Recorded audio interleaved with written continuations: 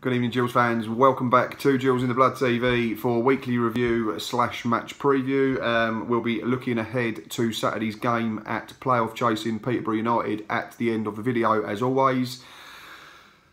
It's been a pretty quiet week, in fairness, news-wise, around the club until the social media team started tweeting a couple of days ago. Something to do with a player takeover. Everyone was intrigued, dare I say excited to find out what the club were going on about. There was obviously the minority that decided to just slag off the social media team, have a pop at the chairman and do that usual boring stuff, and bless them. Odd. But anyway, back to the subject in hand. Yes, there's been a running story over the last couple of days. There's been a couple of videos come out yesterday, a couple more today, and we shall get onto that in more detail in a little while. But in terms of news, beforehand, back page of Thursday's Medway Messenger, it's all to play for. That is the picture, the headline, sorry, on the back of the paper, accompanied by a photo of Billy Bingham. And that is, with 6 games to go, the first real talk of player futures, contracts, that type of thing, which is something that Steve Lovell and his coaching staff will have been looking at. But he has gone public with it for the first time, and this is, along with other stuff, what Steve has had to say on the matter.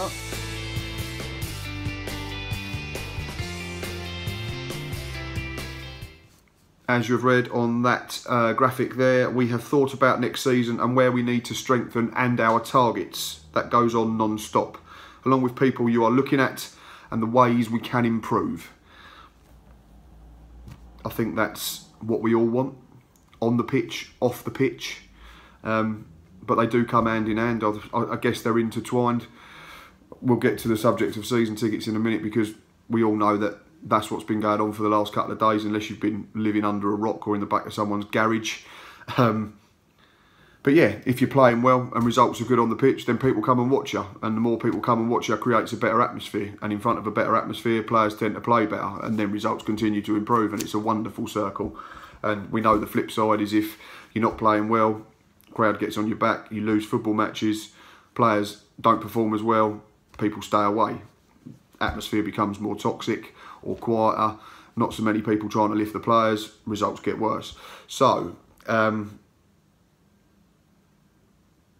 yeah, the biggest thing for us next season is obviously trying to improve on wherever we finish this campaign, and it'd be great if we can pick up, I don't know, 3 points, 2 or 3 points in the next 2 games and be done with 4 games to go, and then we can have a look at maybe those that have not had so many minutes and relax a little bit for the rest of the season. I'm not saying we take our foot off the pedal and end up on the beach with 4 games to play, because at the end of the day, people are playing for contracts, and we have 14 professionals whose deals expire in the summer. In terms of what Steve Lovell said, I think that's absolutely spot on. I will do a video myself and Boz and maybe Stocky, excuse me, at the end of the season, and we'll go through it all in more detail, who we'd like to stay, who we'd probably get rid of. But if the team continue to perform at the levels they have done for the last 9 games, then I can't see any reason why we wouldn't look to renew plenty of them, because they've been decent for the best part of 2 months now. As I've said over and over again, the new signings have helped and improved us. The ones that have played, the Graham Burks and the Leonardo Silva Lopez's, of course, but the Tarvon Campbells and the Billy Kings have come in and created more competition, and although they've not got as many minutes as they'd liked, and I'm sure Steve Lovell would like to have given them, they've created that competition, which means that those in possession of the shirt have to work harder and have to perform better to stay in possession of that shirt. So it's something to look at over the next few weeks. It's always an interesting time of year, who's going to stay, who's going to go, and then once the retained release list comes out, you get a better idea of what sort of targets we're going to have in terms of new signings. But it's still a way off yet, still half a dozen games to play, and still plenty of points up for grabs. One more bit before we get into the big story of the week is a little in focus on this man.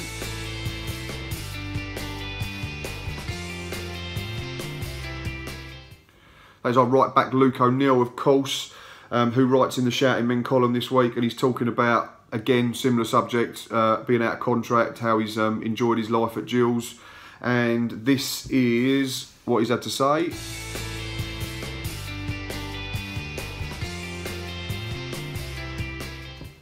I have loved the last 2 years here. It has been the best 2 years in my footballing career. The enjoyment, especially with the lads, I've felt part of it. The banter and everything is really good. I've played a lot of games and I feel like I've done well over the 2 seasons. I like Luke O'Neill. I like Luke O'Neill a lot. I think he's one of the best right backs we've had in quite a while. If you look over the last few seasons, we tend to only go into campaigns with one, and then we have someone that can fill in. And I think Luke O'Neill would be big enough to admit that early, middle part of the season he wasn't at his best and he was struggling, and maybe he thought that Barry Fuller was just going to come in and be back up and he'd play 90% of the games, but we know how good Barry Fuller's been, whether that's at right back, keeping Luke O'Neill out of the team, or left back, keeping Conor Ogilvie out of the team when he was playing as a full-back, keeping Bradley Garmston out of the team, out of the squad. He's been immense, Barry Fuller. But Luke O'Neill, over the last 6, 8, 10 weeks, I think he's back to his best. Again, he's another one. Coincidentally, it's coincided with the injury to the captain, Gabriel Zakuani, which meant we had to have a shuffle around.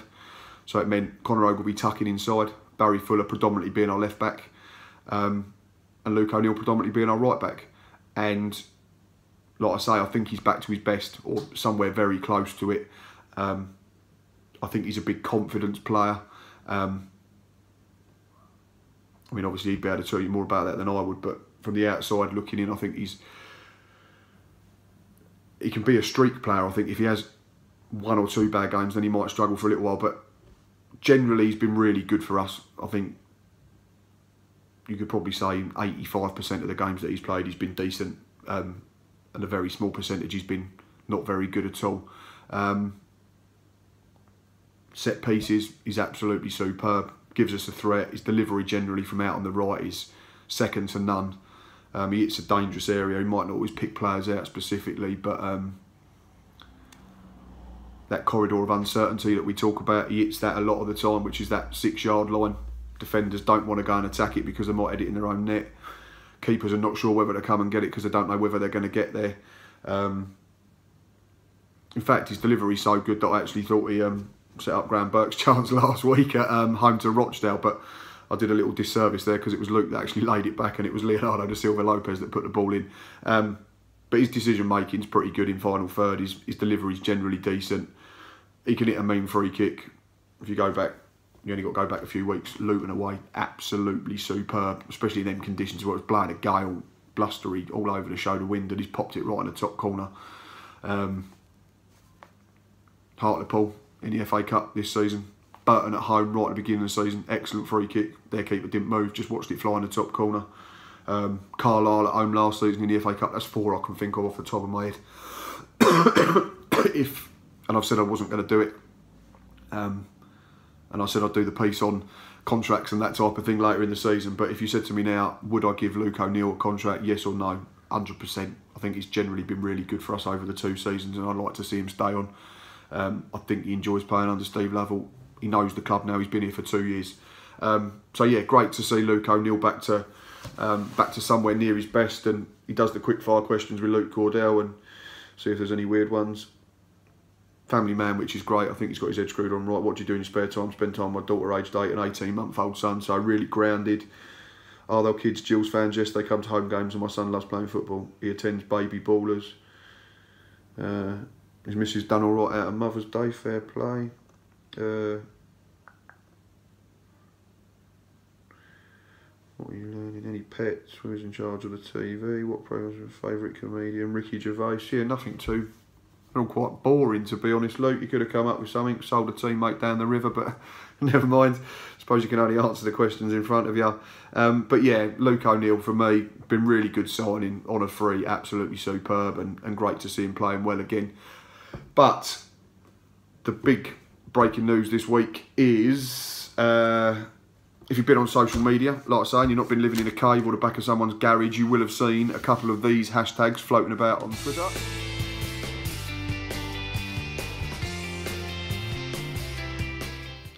Project 3000 and Pack the Priestfield.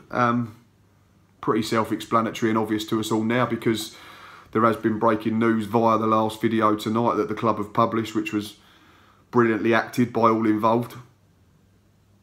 I've just tweeted, I've said, I'm concerned, yes, that Tom Eaves might leave the football club in the summer. Am I concerned he'll leave and go to Hollywood? Not a chance. It's, we call it wooden, the acting. But it's been great fun to see. So fair play to the social media team. Basically, there's been 4 videos that have come out. We've had the chief executive, I think it is, or the new director being held hostage in his office by the 3 stooges, I'll call them, Thomas Eaves, Tom Hadler and Thomas Holy. So the 3 Thomases, I suppose. Then it went a bit further and the boys were getting changed in a dressing room, it looked like. Dean Parrott gave it a L'Oreal moment, which was a little bit weird. They've all gone and put pressure on people as the story developed. And the bottom line is season ticket prices for next season are massively reduced, which I think is excellent. So round of applause to the social media team for putting the videos together.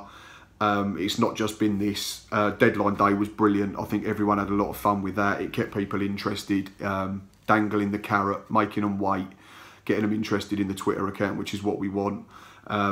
They've been accused in the past of not doing enough and not interacting. I don't think they can be accused of that any more at all. They've been brilliant. So yeah, deadline day, season ticket stories, new goal gifts are an absolute blast. There's some really good ones in there. There's some that are quite boring. But that's more to do with the player, I think. But it's a great idea that we've come up with and something that we've jumped on the bandwagon a little bit, and it's really good fun. It just brightens up rather than just tweeting Jill's goal and stuff like that. So fair play, like I say, to the social media team and everyone who's got involved with the videos. And it's involved Phil Catterick being locked in an office with every other staff member and Barry Fuller in charge of the key. And then the last video, after Mr. Fuller and the squad have locked everybody in the office, is Mr. Scally appears. So he's got himself involved as well, wonders what's going on. And we all know this man takes a lot of stick from plenty of our fans. He's taken stick from myself in the past, but like I've said, I'm not one of those to beat the drum relentlessly for the sake of it. We know what he is, we know what he's about. Could there be a better chairman in charge of Gillingham? Perhaps. Could there be a worse chairman in charge of Gillingham? Pretty likely. That's my opinion. But enough about that. That's for another day. Basically, long story short, is season tickets reduced by 10% across the Priestfield next season, which is absolutely superb. So fair play to Mr. Chairman. Rainham End is a huge discount. £325 in the Rainham End for an adult next season. £14. 13 pence per game, which is, you can't argue with that at all. And if you do, then you need your head wobbling, quite frankly. But that's not the end of it. There is an early bird incentive which is going to be published tomorrow with more details, along with all the other age brackets, I would imagine. £300 early bird offer for the season ticket in the Rainham End, which is absolutely staggering. I cannot remember a reduction in season tickets in all my time following the football club. And I've been doing it for quite a while. Works out £13 and 4p per game, which is effectively 10 quid off a match day ticket if you paid on the day, which is, go and get your season ticket. That's what I'm saying. Let's do what that hashtag's there. Let's pack Priestfield. Let's create a better atmosphere. Let's get it back like it was in the good old days, relative to what they are. I mean, that depends on different age groups, but let's create a proper atmosphere. Let's have that Rainham End bouncing, because in turn that gets the Gordon Road going. It gets the Medway stand going, and we all know that the boys will play better if we're encouraging and creating an atmosphere that's uncomfortable for away sides, and I don't think we've done that enough for too long. So yeah, go and get your season ticket. I'm going to be getting mine early doors, and it just gives you something to look forward to next season already. So yeah, it'd be great. Looking forward to seeing all the details published tomorrow for kids, concessions and all that type of thing. But well done the media team, well done to the players and the staff for all getting involved and having a laugh and making it fun, and well done to Paul Scally. A massive round of applause. He did mention it when I went to one of his chairman meetings before Christmas, said there were some new incentives in the pipeline, obviously didn't divulge what they were. The one he said he was going to try and get back in was the vouchers for free tickets for match day, which wouldn't cost him anything, but it was a start. But he's obviously had this up his sleeve, and along with other senior members of management. I suppose it's something they've been working on, and it's a great incentive, and it'd be good if we can get back to having the attendance of how they were a couple of seasons ago, 5,500, 6,000 every week instead of 4,500, just under 5, which is what we've had to put up with this season. So well done to everyone. But back on the pitch, there is a game this Saturday, and we travel to London Road to take on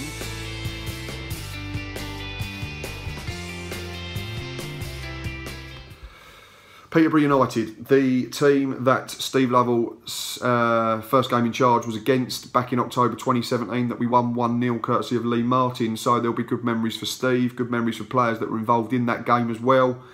They're a funny old team, Peterborough. I've said this for seasons. They can look like the best in the division for a period of time, beat anyone in their path. Attacking wise, they've always got plenty of talent, plenty of threat, plenty of pace, plenty of guile, plenty of technical ability, plenty of creativity, plenty of goals. But excuse me.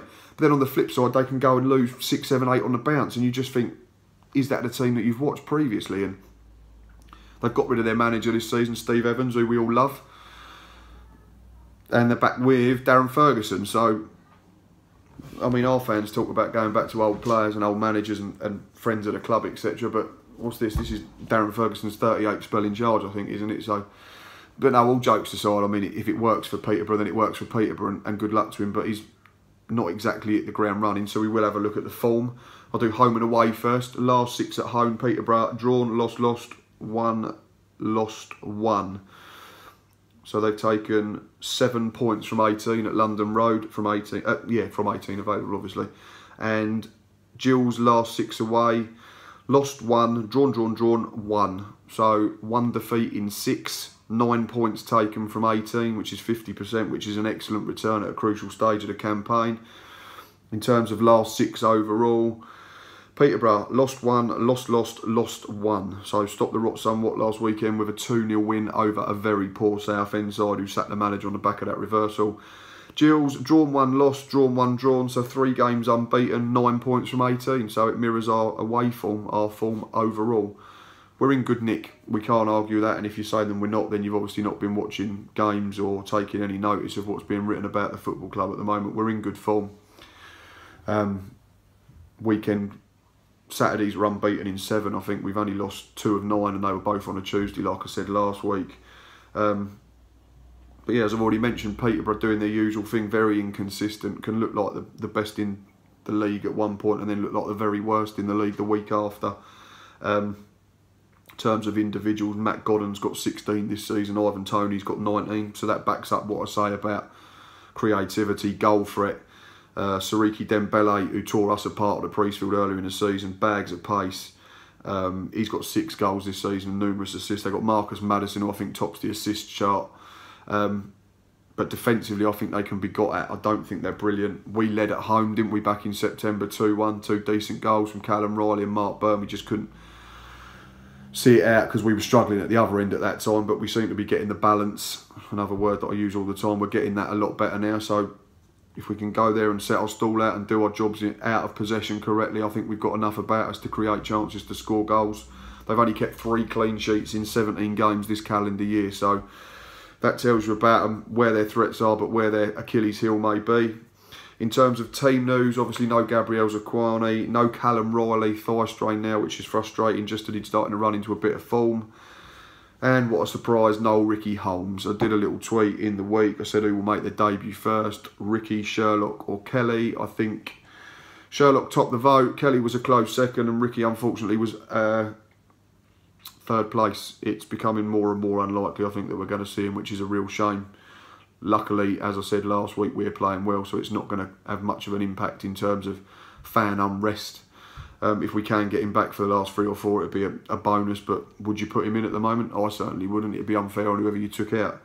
Billy Bingham, I'd imagine, is 50-50 to start the game. He's been training for a while now, but we know how fragile he is, unfortunately. So my team would be Thomas Holy in goal, Luke O'Neill, Max Amar, Connor Ogilvie and Barry Fuller as a back 4 or 5. That wouldn't be changed. The base of the diamond's a tricky one for me. We've tried a few in there. Billy Bingham obviously does it very well when he's fit, but he's not fit enough. Darren Oldacre was good for a period, but he's been out of contention. Dean Parrott flatters to deceive in that role for me. So I'm going to plump for Darren Oldacre this week. I'd start him in that role. I'd like to leave Mark Byrne on the right side of the diamond. I think he's been a lot better there. He can drop in if need be, which is fine, but I think he's been a lot better with licence to get on and just become an old-fashioned type box-to-box midfielder. Scored a good goal last week, could have had a second when he sidestepped the defender and unfortunately clipped the bar. Leonardo da Silva Lopez, I'd keep the other side. Wasn't quite at it last week, but it was by no means an awful performance. Graham Burke I thought was bright, should have scored. So I'd have him in the number 10 role behind Brandon Hannon and Thomas Eaves. And in terms of a bench, I would go Tom Adler or Louis Catherall, depending if Tom's fit. Alex Lacey, Dean Parrott, Josh Reese, Regan Charles-Cook, Tarvon Campbell and Elliot List if he's over his chest infection. So, decent options on the bench again. I've left Billy Bingham out completely. We have to be very careful with him, don't we? Unfortunately, we seem to get him for one game and miss him for 5 or 6, which is a real shame.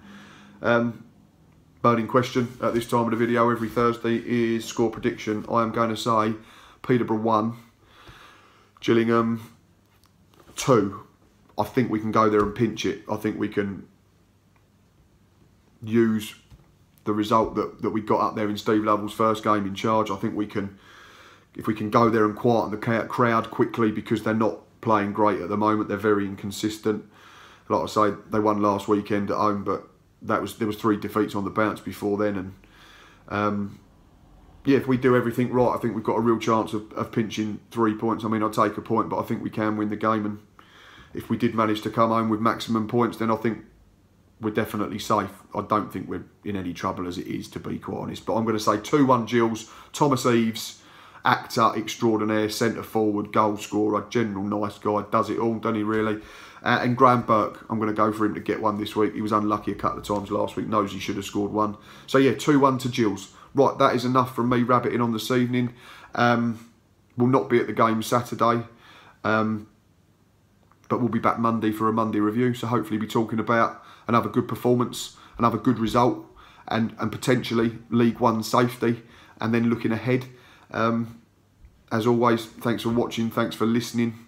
Comment down below on YouTube, like I always say. Get involved on Facebook, get involved on Twitter. Get your season ticket. Tell everyone about us. There's going to be more people in the ground next season because of this wonderful scheme now. So no excuse not to get more people subscribing to the channel. Until next time, up the Gills.